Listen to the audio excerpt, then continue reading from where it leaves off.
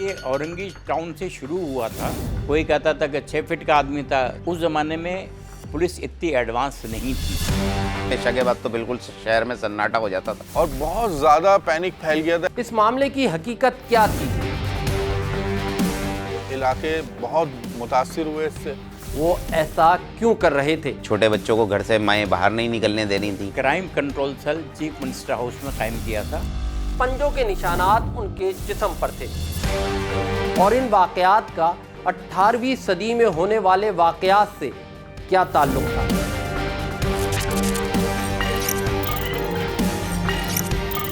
वो एक नहीं, पूरा ग्रुप है।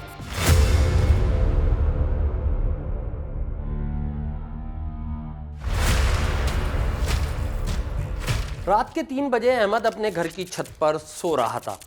ऐसे में उसको महसूस हुआ कि कोई उसको घसीट रहा है। इसने घबराकर आंख खोली तो देखा कोई इसको पैरों से घसीटने की कोशिश कर रहा है। वो जोर से चिल्लाया और उस शख्स को लात मारकर छत से नीचे की तरफ भाग गया। घसीटने की कोशिश करने वाला अंधेरे में इंतहाई फुर्तीले अंदाज में छत से छलांग लगाते हुए छलावे की तरह गायब हो गया। अगले ही दिन इसी तरह का वाकया समनाबाद फेडरल बी एरिया में भी सुनाई दिया। आनन फानन ये खबर अब इलाके से निकलकर पूरे शहर में फैल गई। वो अखबारात का ज़माना था। पाकिस्तान में न्यूज़ चैनल नहीं आए थे। घरों में घुसने वाले इन अजीबुल हाल पुरसरार इंसानों की खबर अखबारात की हेडलाइंस बन गई और न्यूज़पेपर्स ने इनको नाम दिया छलावा और चड्डा ग्रुप का। ये औरंगी टाउन से शुरू हुआ था। उस ज़माने में औरंगी टाउन में लाइट का फौदान था और सड़कें उड़कें भी इतनी पुख्ता नहीं थी। उसके बाद ये आ गया फेडरल बी एरिया में, नॉर्थ कराची में, न्यू कराची में, ऐसी आबादियों में जहाँ पर बिजली का प्रॉब्लम होता था। मोहल्ले में एक पैनिक फैला करता था कि हमारे मोहल्ले में कोई छलावा ग्रुप, कोई चड्डा ग्रुप के नाम से कुछ लोग हैं जो घरों में दाखिल हो जाते हैं। छोटे बच्चों में आने लगेंगे कि जी हमने अभी इस तरफ देखा है, हमने ग्राउंड में देखा है, हमने पीछे केबीआर की तरफ देखा है उसको। कोई कहता था कि 6 फीट का आदमी था। कोई कहता था वो स्प्रिंग लगे होते थे, उन पे जंप मारते थे, 15-15 फीट ऊपर चले जाते थे। हर इंसान अपने एतबार से इनके बारे में बयान कर रहा था। कोई कहता था कि वो पूरे बदन पर काला तेल लगाकर नेकर पहने हुए था, तो कोई बताता कि वो 10 से 12 फुट छलांग लगा सकता है और एक मकान से दूसरे मकान की छत पर बाआसानी कूद सकता है। तो किसी ने बताया वो एक नहीं, पूरा ग्रुप है। उसका खौफ इतना फैला कि जिन इलाकों में इसकी वारदातें रिपोर्ट हुई वहां लोग रात को जागकर गलियों में डंडे और लाठियां लेकर पहरा देने लगे। लोगों ने मोहल्ला कमेटियां बनाई और रात को जागते थे, क्योंकि उस ज़माने में शहर के हालात बहुत ज़्यादा ख़राब हो रहे थे। तो लोगों ने ये प्रैक्टिस की थी कि खंबे बजाकर लोगों को जगा देते थे। कहीं पे भी कोई किसी किस्म का शायबा होता था, तो ये बड़ा कामयाब रहा तजर्बा। तो इलाके के जो मौजूदीन थे और बुज़ुर्ग थे, क्योंकि पुराना महल्ला था, सब एक दूसरे से वाकिफ़ थे, तो उन्होंने ये तय किया कि महल्ले के लड़के जो हैं वो महल्ले में अब ड्यूटी देंगे, रात के औक़ात में भी, दिन के औक़ात में भी, क्योंकि दिन में जो लोग काम पे चले जाते हैं तो ख़वातीन घर में अकेली होती हैं, तो उनके साथ कोई परेशानी का मामला ना हो। और बहुत ज़्यादा पैनिक फैल गया था। फेडरल बी एरिया, ब्लॉक 18, 19, ये सारे इलाके बहुत मुतासिर हुए इससे। जिसके बाद एक और खबर बफर जोन से आई कि किसी ने घर में घुसकर हमला किया है, जिसने हाथों और पैरों में लोहे के पंजे पहने हुए थे। लेकिन जब उसको पकड़ने की कोशिश की तो वो पकड़ ना सका, क्योंकि उसने पूरे जिस्म पर कोई चिकनी चीज़ मली हुई थी। इसी के साथ एक और खबर जिसने पूरे शहर में खौफ को मज़ीद हवा दी, और वो खबर थी नॉर्थ नाज़माबाद में नौजवान लड़की से किसी ने मुबैना ज़्यादती की कोशिश की है। और नौजवान लड़की खौफ से बेहोश हो गई, जो अब्बासी शहीद अस्पताल में ज़ेर इलाज है। और मशहूर हुआ कि ये सब छलावा या चड्डा ग्रुप ने किया है, क्योंकि वाक़या जब हुआ तो इलाके में बिजली की लोड शेडिंग थी। घरों से लोगों ने जो है निकलना भी कम कर दिया था। मगरिब के बाद और ख़ास तौर पे इशा के बाद तो बिल्कुल शहर में सन्नाटा हो जाता था, और हमारे इलाके में तो ख़ास तौर पे रात को तो सफ़र ऐसा था कि बस अंधेरा होना है, उसके बाद एक खौफ का पैनिक फैल जाना है पूरे मोहल्ले में। उस ज़माने में पुलिस इतनी एडवांस नहीं थी, ऑन द स्पॉट पहुंचकर ही कोई कार्रवाई कर पाती थी। महल्ले में छोटे बच्चों को घर से माएँ बाहर नहीं निकलने देनी थी, तो बच्चे भी घरों में कैद हो गए थे, स्कूलों की छुट्टियां हो जाती थी। ग्रुप की शक्ल में जाना शुरू कर दिया था, क्योंकि लोग बहुत डरने लगे थे, क्योंकि उसकी स्पीड बहुत ज़्यादा पाई जाती थी। पुलिस ने इन इलाकों में पेट्रोलिंग बढ़ा दी। अब इस चड्डा या छलावा ग्रुप की तलाश पुलिस, शहरियों और इदारों सबको थी। हुकूमत सिंध की जानिब से इत्तला देने के लिए नंबर्स भी जारी किए गए, लेकिन किसी के हाथ कोई सिरा ना मिला। मैं उस ज़माने में वज़ीर आला सिंध का मुशीर और पॉलिटिकल सेक्रेटरी था, तो हमने 1997 और 8 में crime control cell chief minister house में कायम किया था, जिसका डिजिटल नंबर से टेलीफोन आप अगर 134 पे करेंगे तो वो हमारे पास कॉल आती थी। इसके लिए हमने CLI पे मुश्तमिल 4 टेलीफोन इंपोर्ट किए थे, और वहाँ पर अपना शाह लतीफ़ बेस बनाया हुआ था चीफ मिनिस्टर हाउस में वायरलेस का। सुबह में एक SP की ड्यूटी होती थी, और सेकंड शिफ्ट में एक DSP की ड्यूटी होती थी, जो आने वाली कंप्लेंट्स पे अमल दरामद करते थे। इस मामले की हकीकत क्या थी? ये चड्डा या छलावा ग्रुप कौन था? वो क्या चाहते थे? वो ऐसा क्यों कर रहे थे? और इन वाक़यात का 18वीं सदी में होने वाले वाक़यात से क्या ताल्लुक़ था? ये सब आपको आगे चलकर बताएंगे, लेकिन आपको ये जानकर हैरानी होगी कि बिल्कुल इसी तरह के केसेस ठीक 3 साल बाद पड़ोसी मुल्क भारत में भी रिपोर्ट हुए। कुछ कंप्यूटराइज सिस्टम है उसका, यूं झुकता है एकदम गायब। 2 दिन से सब लोग जाग रहे हैं। 2 पुलिस वाले एक टीम बना के वो पूरे मोहल्ले में घूम रही है। डर तो लगेगा ही लगेगा, पर आम आदमी को क्या करे, अपनी हिफाजत के लिए कुछ ना कुछ तो करेगा ही, जागेगा। साल था 2001 और शहर था दिल्ली। लंबे लंबे का खून है, इसको बांधना होगा ना, उसी को पकड़ता है, वो और किसी को दिखाई नहीं देता। पुलिस अब तक इस हमलावर को पकड़ नहीं पाई है। जहां रात को बिल्कुल इसी तरह छत पर सोए इंसानों पर किसी ने हमला किया, और हफ्ता भर में ये केसेस इतनी ज़्यादा तादाद में रिपोर्ट हुए कि पूरे शहर में खौफ फैल गया, और सनसनी से भरी खबरें पूरे भारतीय मीडिया की हेडलाइंस बन गईं। That gave birth to the Monkey Man legend. Monkey Man. ये काला बंदर आ गया। I have already discussed this matter at length with my officers. क्योंकि वो हमला रात के उस पहर करता था जब बिजली की लोड शेडिंग होती। इस हमलावर के बारे में भी शहरियों की राय लगभग वैसी ही थी जैसे कराची के उन पुरस्कार वाक़यात के बाद सामने आई थी। इन दोनों वाक़यात में जब तहकीकात की गई तो हैरत अंगेज तौर पर कोई मुस्तनद बात या सबूत पुलिस को ना मिल सके।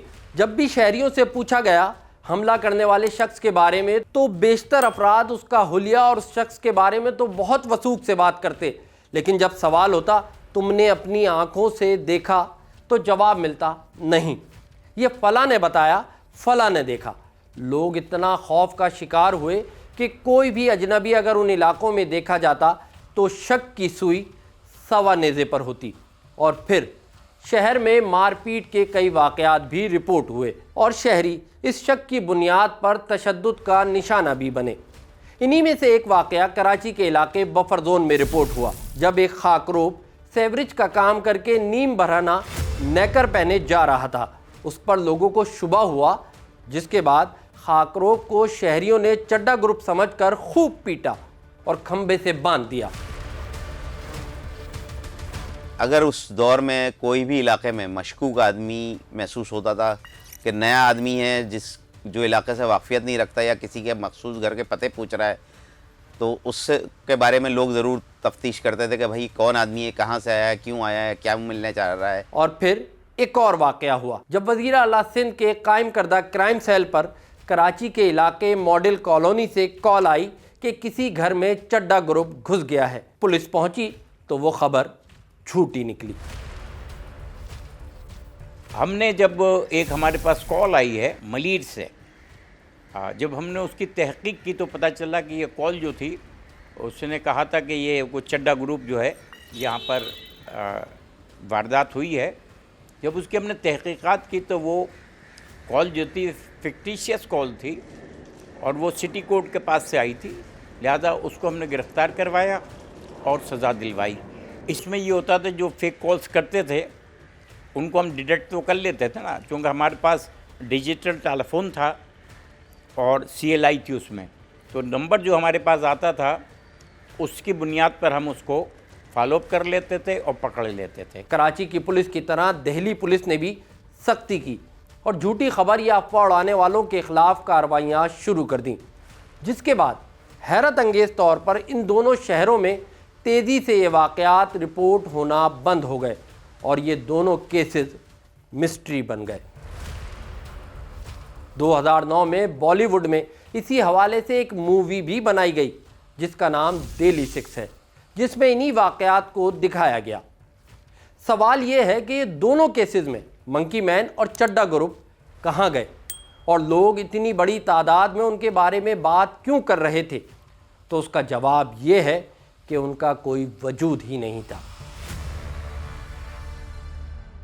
इन दोनों केसेस में तमाम अफराद जहनी दबाव का शिकार थे और एक ऐसे फिनोमेना का शिकार हो गए जिसको साइकोलॉजी में mass hysteria, mass psychogenic disorder, epidemic hysteria भी कहा जाता है, जिसमें समाज के अफराद एक ऐसे रुझान का शिकार हो जाते हैं जिसका कोई वजूद ही नहीं होता। ये सब तब होता है जब इंसान इंतहाई सख्त जहनी स्ट्रेस और परेशानियों का शिकार हो, और ऐसा ही सब कुछ हुआ कराची के शहरियों के साथ। उस वक्त शहर में हालात इंतहाई ख़राब थे। डकैती, कत्ल गारतगिरी और आए रोज़ 2 से 3 दिन की हड़तालें मामूल थीं। रात रात भर मुख्तलिफ इलाकों में फायरिंग जारी रहती। शदीद गर्मियाँ थीं और बदतरीन गर्मी का 47 साला रिकॉर्ड टूट चुका था। शहर में बिजली की फराहमी बुरी तरह मुतासिर थी। लोड शेडिंग का सिलसिला जारी था और कई इलाकों में 3-3 दिन बिजली नहीं होती थी। बिजनेस कम्युनिटी शहर से कूच कर रही थी। ऐसे में लोग घरों में महसूर होकर रह गए थे और अगर ऐसे में गर्मी हड़तालों से परेशान शहरी क्रिकेट या तफरीह के लिए घर से बाहर निकलते तो पुलिस हवालात की सैर कराती। इसीलिए BBC ने उस वक्त रिपोर्ट किया कि कराची में लोग जहनी मरीज बनते जा रहे हैं और ऐसे में शहर में चड्डा और छलावा ग्रुप की बाज़गश्त सुनाई दी, जिसने सबको मैस हिस्टेरिया का शिकार बना दिया। अब आते हैं उन केसेस की तरफ जो उस वक्त रिपोर्ट हुए। नॉर्थ नाज़िमाबाद में मुबैना ज़्यादती केस रिपोर्ट होने वाली खातून के जब एग्जामिन किया तो मालूम हुआ कि उसके साथ किसी ने ज़्यादती की कोशिश ही नहीं की, जिसकी गवाही दूसरे दिन अखबार में लगने वाली इस खबर से भी होती है। जब भी लोग मैस हिस्टीरिया का शिकार होते हैं तो कोई भी खबर या अफवाह तेज़ी से फैलती है और कुछ वक्त बाद बहुत तेज़ी से ही ख़त्म हो जाती है। सर, ये बात लोगों की ये इख्तरा होती है कि लोगों को अपसेट कर कर अपने मकासद हासिल किए जाएं। अचानक शुरू हुआ था और अचानक ख़त्म हो गया। इससे पहले भी मगरिबी ममालिक में भी दर्जनों केसेस में हज़ारों लोग इसका शिकार हो चुके हैं, लेकिन इन दर्जनों केसेस में 2 केसेस ऐसे हैं जो कराची और दिल्ली से काफ़ी मुमासलत या रिजेम्बलेंस रखते हैं। एक है स्प्रिंग हील जैक और दूसरा है हैलीफैक्स स्लैशर। कोसों मील दूर समंदर पार बरतानिया के यॉर्कशायर के एक कस्बे हैलीफैक्स में 1938 में हैलीफैक्स स्लैशर का शोर हुआ, जिसके बारे में मशहूर था कि एक आधा पागल जंगली आंखों वाला आदमी घूम रहा है जो अंधेरी गलियों में खवातीन पर हमला कर रहा है, जिसका इतना शोर हुआ कि उस वक्त स्कॉटलैंड यार्ड को आना पड़ा, जिसने तहकीकात के बाद बयान जारी किया कि ऐसे कोई हमले हुए ही नहीं थे। पाकिस्तान के चड्डा ग्रुप या छलावा ग्रुप और भारत के मंकी मैन की तरह हूबहू केस 1837 में हुआ, जब बरतानिया के मुख्तलिफ शहरों में ख़ास तौर पर मज़ाफ़ाती लंदन, मिडलैंडर और स्कॉटलैंड में उन दिनों चुड़ैलों के किस्से आम थे। सर्दियों की एक सुबह थी जब mayor London John Cowen sir पकड़कर बैठा इंतहाई परेशानी में अपने सामने टेबल पर पड़े लिफाफे के ढेर में से लिफाफे खोल खोल कर पढ़ रहा था और उन सब लिफाफों में एक ही बात थी, स्प्रिंग हील जैक, जो उस वक्त के अखबारात का दिया गया नाम था, जिसके बारे में मशहूर था कि एक सियाह चादर के नीचे हेलमेट और चुस्त सफ़ेद लिबास पहने एक शख्स रातों को अकेले लोगों पर हमला करता है, जिसके बारे में लोगों ने मशहूर कर दिया था कि वो नीले और सफ़ेद शोलों को आंखों से बाहर निकाल सकता था और उसने अपनी उंगलियों पर तेज़ धाती पंजे पहन रखे थे। हैमर स्मिथ में तो कई नौजवान ख़वातीन हद से ज़्यादा खौफज़दा थीं, क्योंकि उन पर अंधेरी रात में हमला किया गया था, जिससे वो ज़ख्मी हो गई और पंजों के निशानात उनके जिस्म पर थे। उस वक्त पुलिस को हिदायत की गई कि वो ज़िम्मेदार फ़र्द की तलाश करे, लेकिन पाकिस्तान और इंडिया की तरह बरतानिया का ये केस भी मिस्ट्री बन गया और पुलिस को उसका कोई सुराग ना मिल सका। जहाँ तक उन ख़वातीन के ज़ख्मों के निशानात का ताल्लुक़ है तो वो पाकिस्तान और भारत के उन वाक़यात में ज़ख्मी होने वाले ज़ख्मों की तरह है जो अंधेरे में खौफ की हालत में भागते हुए खुद ही ज़ख्मी हो गए थे, जिन्हें उस पर गुमान हुआ कि उनको किसी ने हमला कर कर ज़ख्मी किया है। और जब इस केस को स्टडी किया गया और पता चला कि ये एक साइकोलॉजी फिनोमिना था, और फिर लंदन में स्प्रिंग हील्ड एक ऐसी कहानी बन गई जो माएँ बच्चों को डराने के लिए सुनाती कि अगर शरारत करोगे, बुरे काम करोगे तो स्प्रिंग हील्ड जैक आ जाएगा।